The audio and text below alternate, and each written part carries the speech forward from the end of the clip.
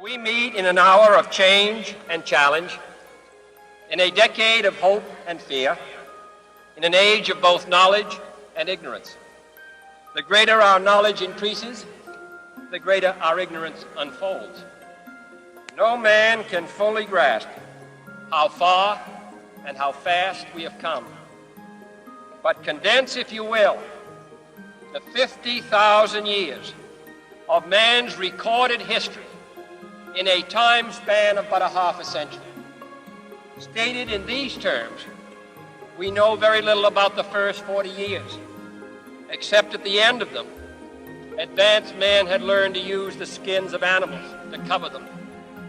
Then about 10 years ago, under this standard, man emerged from his caves to construct other kinds of shelter.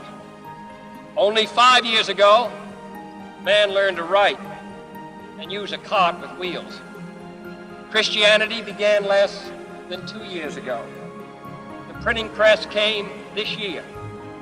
And then less than 2 months ago, during this whole 50-year span of human history, the steam engine provided a new source of power. Newton explored the meaning of gravity. Last month, electric lights and telephones and automobiles and airplanes became available. Only last week did we develop penicillin and television and nuclear power. This is a breathtaking pace, and such a pace cannot help but create new ills as it dispels old.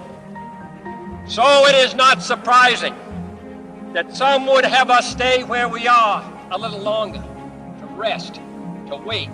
If this capsule history of our progress teaches us anything, it is that man in his quest for knowledge and progress is determined and cannot be deterred.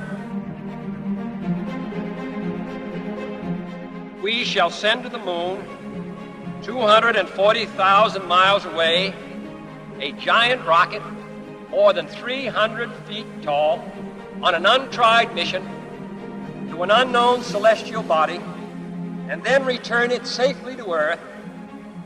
But why, some say, the moon? Why choose this as our goal? And they may well ask, why climb the highest mountain? Why, 35 years ago, fly the Atlantic? We choose to go to the moon. We choose to go to the moon. We choose to go to the moon in this decade and do the other things, not because they are easy, but because they are hard.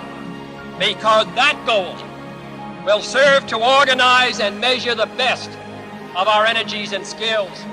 Because that challenge is one that we're willing to accept, one we are unwilling to postpone.